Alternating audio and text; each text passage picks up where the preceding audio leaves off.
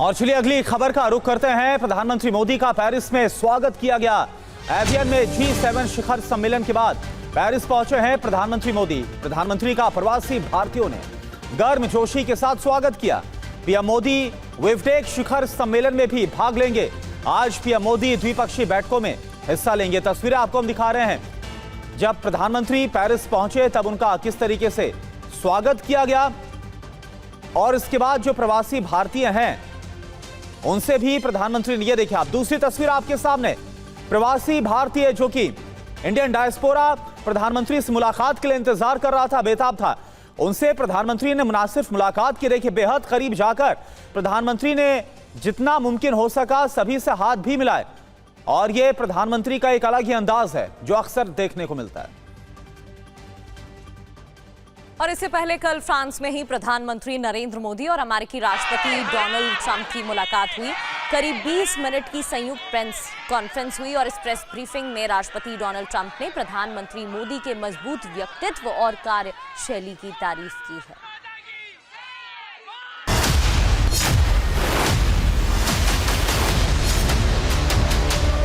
Look at this man. I'll give you a lesson. He's the most beautiful looking man. He looks so nice. He's like an angel. But actually, he's as tough as he's a killer. I don't want to. He's a killer. He's as tough as they come. PM Modi की तारीफ करते Trump नहीं थके, लेकिन ये तारीफ केवल PM Modi नहीं बल्कि पश्चिम एशिया में अस्थिरता के बीच भारत की बेहतर कूटनीतिक रणनीति की ओर इशारा करता है। He looks so good, so he gets you by surprise. But there's few people like this. People say he's such a nice man. I said no, he's very tough. लगे हाथ ट्रंप के साथ साझा प्रेस कॉन्फ्रेंस में PM Modi ने भारतीय नाविकों की मौत का मुद्दा भी उठाया और समुद्री व्यापार मार्गों की सुरक्षा और स्वतंत्रता पर जोर दिया। भारत के लाखों सी फेरर्स आज दुनिया के अलग अलग समुद्र में अपनी सेवाएं दे रहे हैं, विश्व की प्रगति में बहुत बड़ा योगदान दे रहे हैं और मैं समझता हूं कि उनकी सुरक्षा भी उतना ही महत्वपूर्ण है। मुझे पूरा विश्वास है कि समझौते में सी फेरर की सुरक्षा भी सुनिश्चित होगी और उसको प्राथमिकता मिलेगी। Yeah, I do. I heard about that. It's a rough profession. There's no question about it. And we work together on it. आपको बता दें कि पिछले हफ्ते ही ओमान की खाड़ी में 3 दिनों के अंदर 3 भारतीय जहाजों पर हमले हुए थे। पहला हमला MT मारवेक्स पर हुआ था, जिसमें सवार 24 भारतीय क्रू मेंबर्स को ओमान ने बचाया था। दूसरा हमला MT सेटेबेलो पर अमेरिका ने किया था, जिसमें 3 भारतीय नाविकों की जान गई थी और तीसरा हमला MT जलवीर पर हुआ था। प्रधानमंत्री मोदी ने स्ट्रेट ऑफ हॉर्मुज का मुद्दा भी मजबूती से उठाया। उन्होंने कहा कि वैश्विक अर्थव्यवस्था के लिए इस समुद्री मार्ग का खुला रहना बेहद जरूरी है। पश्चिम एशिया में शांति के जो प्रयास में प्रगति हुई है, इसके लिए मैं आपका अभिनंदन करता हूँ। आपके इन प्रयासों के कारण पश्चिम एशिया में शांति की एक नई किरण नजर आ रही है और हम आशा करते हैं कि चिरस्थायी शांति बनेगी। एक्सेलेंसी, आप और हम सभी इस बात से सहमत हैं कि हॉर्मुज का खुला रहना एक वैश्विक अर्थव्यवस्था के लिए बहुत ही अनिवार्य है। बहरहाल फरवरी 2025 के बाद पहली बार G7 के समिट के मौके पर पीएम मोदी और ट्रंप की मुलाकात हुई।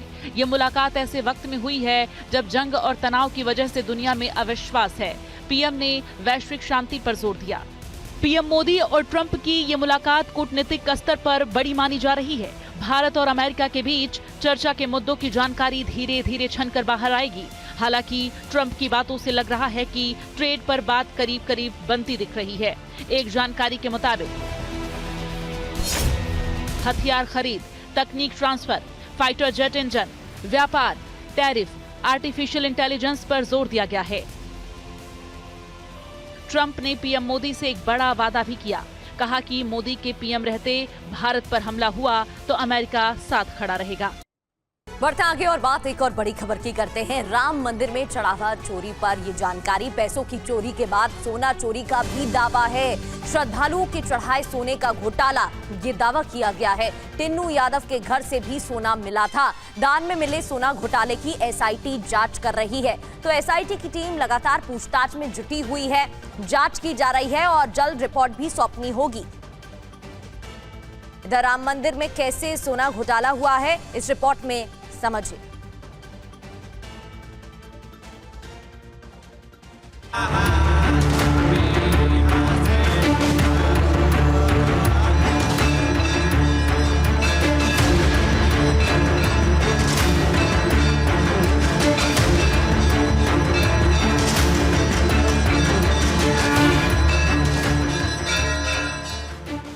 चढ़ावे का सोना भी चुरा ले गए।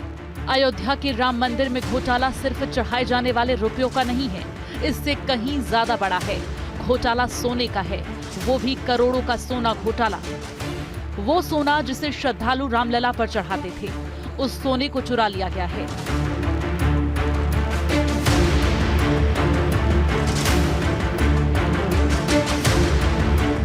मंदिर में चढ़ावे के सोने को लेकर कोई विशेष व्यवस्था नहीं है, इसलिए श्रद्धालु कभी ये सोना दान पेटी में डाल देते थे, कभी वहां मौजूद पुजारियों को सौंप देते थे ताकि वो रामलला पर चढ़ा दें।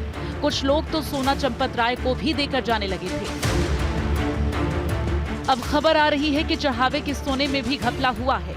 एसआईटी इसकी जांच कर रही है। राम मंदिर में सोने का घपला ना हो, इसलिए कुछ महीने पहले भारत सरकार ने वित्त मंत्रालय और security printing and minting corporation of India limited के बीच करार हुआ। करार में तय हुआ कि राम मंदिर में मिंटिंग कॉरपोरेशन का एक काउंटर बनेगा। जिन श्रद्धालुओं को सोना या सोने के गहने दान करने होंगे, वो मिंटिंग कॉरपोरेशन के काउंटर पर दे देंगे और बदले में उन्हें रसीद मिल जाएगी। लेकिन अयोध्या में राम मंदिर का काम संभाल रहे लोगों ने मिंटिंग कॉरपोरेशन के अफसरों को भगा दिया। देश के कई बड़े मंदिरों में दान में चढ़ाए जाने वाले सोने की गणना के लिए यही व्यवस्था कायम है, लेकिन वित्त मंत्रालय और मिंटिंग कॉरपोरेशन के बीच करार के बाद भी अयोध्या के राम मंदिर में ये व्यवस्था लागू नहीं हो पाई। Security printing and minting corporation of India limited वित्त मंत्रालय के अधीन काम करती है। इसका काम भारतीय मुद्रा छापना और सिक्कों का निर्माण करना है। इसके साथ ही ये संस्था डाक टिकट, गैर न्यायिक स्टाम्प पेपर जैसे उच्च सुरक्षा वाले दस्तावेज भी छापती है। दान में जो सोना राम मंदिर में चढ़ाया जाता, उसी सोने से धार्मिक सिक्कों का निर्माण करने की योजना थी, जिसे रामलला के भक्त खरीद सकते थे। लेकिन रामलला पर चढ़ाए जाने वाले सोने का सही हिसाब किताब नहीं है। भक्त या तो सोना दान पात्र में डालते थे या मूर्ति पर चढ़ाते थे। कुछ भक्त चढ़ावे का सोना पुजारियों को देते थे और पुजारी उसे गणना करने वाले स्टाफ को सौंप देते थे। कुछ बड़े लोग चंपत राय को भी देकर जाने लगे थे। चंपत राय उन्हें टिन्नू यादव को देते और टिन्नू उनका फोटो खींच बैंक में जमा करते। कितना आया और कितना बैंक में जमा हुआ, इसकी कोई पड़ताल नहीं है। अगर सब जमा होता तो टिन्नू यादव के घर सोना कैसे मिलता? टिन्नू यादव के यहाँ से नकदी के साथ सोना भी मिला है। Bureau report, TV9 Bharatvarsh.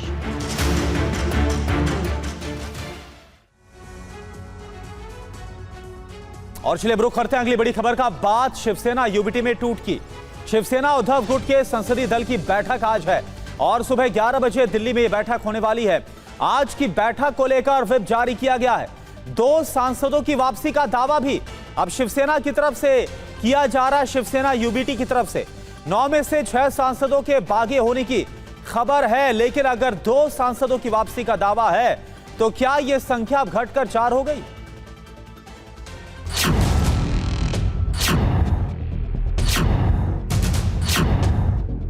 Uddhav गुट की शिवसेना में टूट की खबरों ने महाराष्ट्र से लेकर दिल्ली तक की राजनीति में हलचल पैदा कर दी है। अरविंद सावंत और अनिल देसाई की स्पीकर ओम बिरला के मुलाकात को इसी कड़ी से जोड़कर देखा जा रहा है। संसद भवन में उद्धव गुट के सांसदों की आज एक अहम बैठक सुबह 11 बजे होगी। हालांकि इस बैठक में उद्धव ठाकरे और आदित्य ठाकरे शामिल नहीं होंगे। आज की मीटिंग के लिए व्हिप जारी किया गया है। व्हिप जारी होने के बाद 2 सांसदों ओम राजे निम्बालकर और संजय दिना पाटिल की बैठक में आने की उम्मीद है। बार बार आप लोग खबर चला रहे हैं कि 6 एमपीज संसद में मिलाए हैं लोकसभा स्पीकर से और लोकसभा स्पीकर मान गए हैं। इसकी भी फोटो सामने नहीं आई है। नाम दिए जा रहे हैं कि श्रीकांत शिंदे और प्रताप सरनायक मिलाकर लाए हैं और वो खुद अभी संजय दीना पाटिल ने कहा मैं तो मुंबई में बैठे हैं, मेरा नाम कैसे लिया जा रहा है। तो ये सारी चीज़ें जो आपको परोसी जा रही हैं सोर्सेज के माध्यम से, वो आप लोग पेश कर रहे हैं, कोई इन्वेस्टिगेट नहीं कर रहा है। तो मेरा सवाल बस यही होगा, जो संवैधानिक तौर तरीके हैं उसके अनुसार हमने चिट्ठी स्पीकर को लिखी है, उसके अनुसार हमने विप जारी किया है, और विप का उल्लंघन जो करेगा वो इमीडिएटली डिस्क्वालीफाई होना चाहिए। इस बीच दिल्ली में राज्यसभा सांसद संजय राउत ने एक प्रेस कॉन्फ्रेंस की, जिसमें उनके साथ पार्टी के सिर्फ 3 लोकसभा सांसद अरविंद सावंत, अनिल देसाई और राजा भाऊ वाजे मौजूद रहे। इस दौरान बागी सांसदों के लिए राउत ने आपत्तिजनक शब्दों का इस्तेमाल किया, जिस पर उन्होंने बाद में सफाई दी। इसको जो भाषा समझ में आती है वही भाषा का इस्तेमाल होता है, और कब कौन सी भाषा का इस्तेमाल होना चाहिए मुझे मालूम है। मैं एडिटर हूँ सांगा का, 40 साल से मुझे भाषा का पूरा ज्ञान है। संजय दिना पाटिल, ओम राजन निम्बालकर, भाऊ साहेब वाकचौरे, संजय जाधव, संजय उत्तमराव देशमुख और नागेश पाटिल आष्टीकर, ये उन सांसदों के नाम हैं जिन्हें बागी कहा जा रहा है। TV9 से बातचीत में संजय राउत ने कहा कि बागी सांसदों को खुद सामने आकर अटकलों का खंडन करना चाहिए। और चलिए अब देखते हैं फटाफट अंदाज में उत्तर प्रदेश से जुड़ी हुई बड़ी खबरें क्या हैं उत्तर प्रदेश एक्सप्रेस में। राम मंदिर में चढ़ावा चोरी के बाद सोना घोटाले के दावे के बाद हड़कंप मच गया है। रामलला पर चढ़ाए जाने वाले सोने का सही हिसाब किताब नहीं मिला है। टिन्नू यादव के घर से मिले सोने पर भी सवाल, SIT जांच कर रही। डिप्टी सीएम केशव प्रसाद मौर्य ने राम मंदिर के चढ़ावे को लेकर कड़ी चेतावनी दी। कहा, जो भी लोग इस पूरे मामले में दोषी पाए जाएंगे उन पर कड़ी कार्रवाई होगी और उन्हें बख्शा नहीं जाएगा। हनुमान जी की गदा चलेगी। डिप्टी सीएम केशव प्रसाद मौर्य का विपक्षी पार्टियों पर हमला। कहा, एसपी, बीएसपी और कांग्रेस साथ मिलकर भी चुनाव लड़ें तब भी कोई फर्क नहीं पड़ेगा।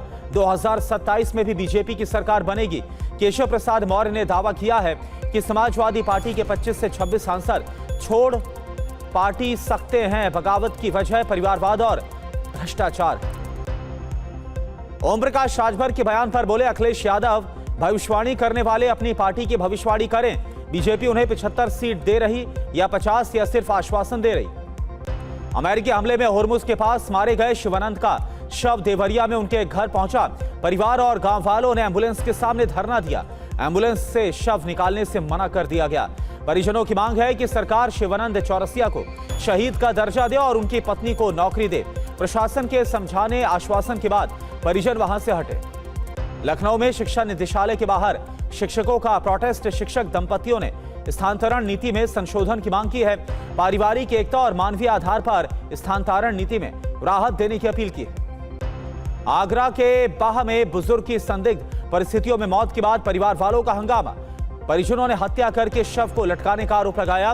पुलिस मामले की तफ्तीश कर रही है। मुरादाबाद में पीएससी कैंटीन में भीषण आग लग गई। 2 गैस सिलेंडर में ब्लास्ट की वजह से आग तेजी के साथ फैल गई। वहां पर अफरा तफरी मच गई। दमकल की 2 गाड़ियों ने आग पर काबू पाया है। फिरोजाबाद में एक चलती मालगाड़ी में भीषण आग लग गई। ट्रेन में लदी गाड़ियां जलकर खाक हो गई। सूचना के बाद फायर ब्रिगेड की टीम मौके पर पहुंची और कई घंटे की मशक्कत के बाद आग पर काबू पाया गया। और आगे बढ़ते हुए अब बात नीट पेपर पर सियासत की करते हैं। नीट पेपर लीक मामले में सियासी घमासान जारी है। इसी मुद्दे को लेकर नेता प्रतिपक्ष राहुल गांधी ने राजस्थान के कोटा में नीट के छात्रों से मुलाकात की, उनकी बातें सुनी। हालांकि कांग्रेस ने इस पूरे आयोजन को पूरी तरह नॉन पॉलिटिकल प्रोग्राम का नाम दिया।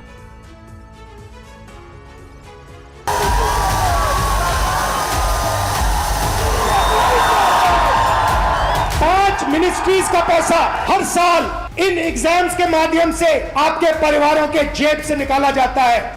नीट पेपर लीक को मुद्दा बनाते हुए कांग्रेस ने कोटा से छात्रों की गूंज कार्यक्रम की शुरुआत की। राहुल गांधी ने कोटा से दशहरा मैदान में नीट के छात्रों से संवाद किया। राहुल गांधी के कार्यक्रम में बड़ी संख्या में छात्र आए थे। मंच पर राहुल और छात्रों के अलावा कोई भी नहीं था।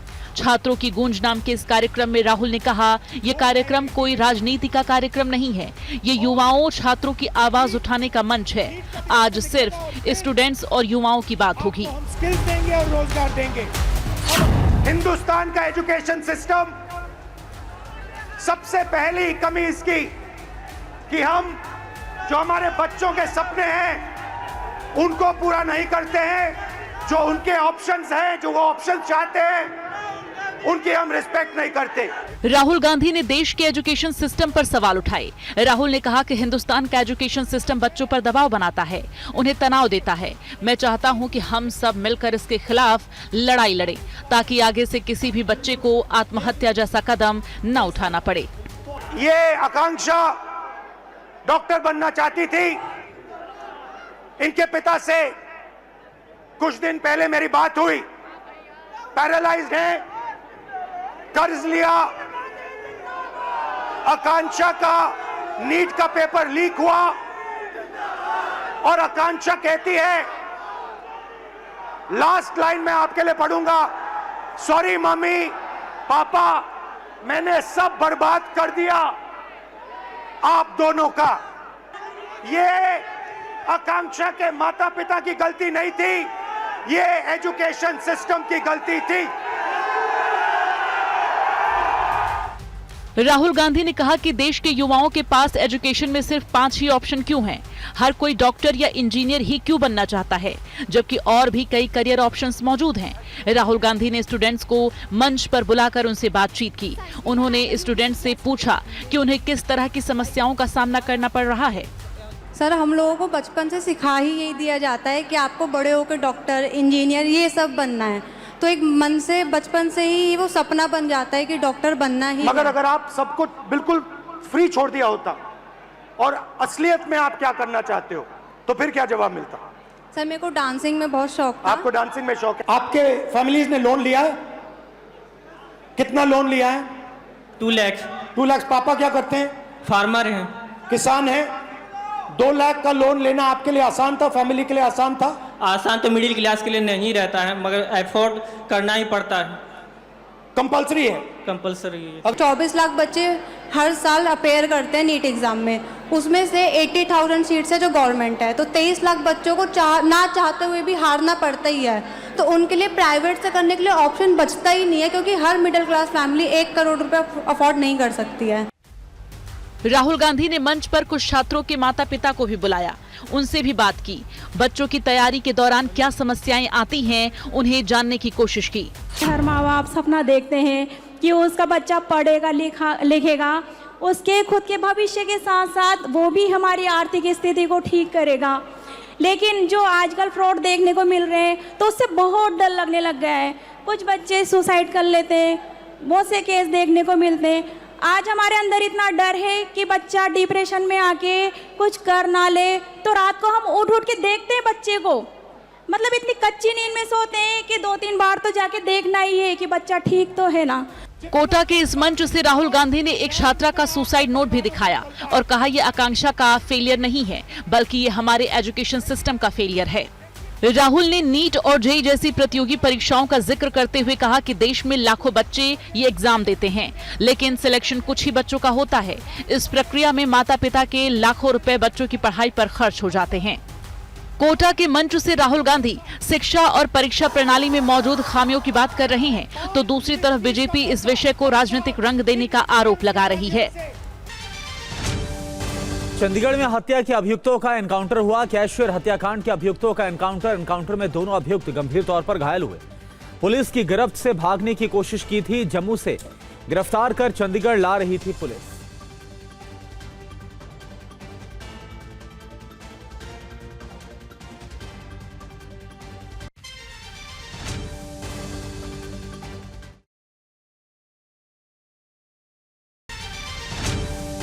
चंडीगढ़ में हत्या के अभियुक्तों का एनकाउंटर हुआ। कैशियर हत्याकांड के अभियुक्तों का एनकाउंटर में दोनों अभियुक्त गंभीर तौर पर घायल हुए।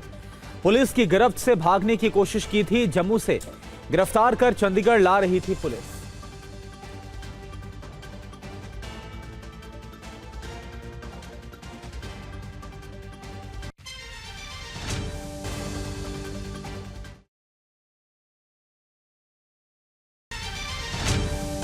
चंडीगढ़ में हत्या के अभियुक्तों का एनकाउंटर हुआ। कैशियर हत्याकांड के अभियुक्तों का एनकाउंटर में दोनों अभियुक्त गंभीर तौर पर घायल हुए। पुलिस की गिरफ्त से भागने की कोशिश की थी। जम्मू से गिरफ्तार कर चंडीगढ़ ला रही थी पुलिस।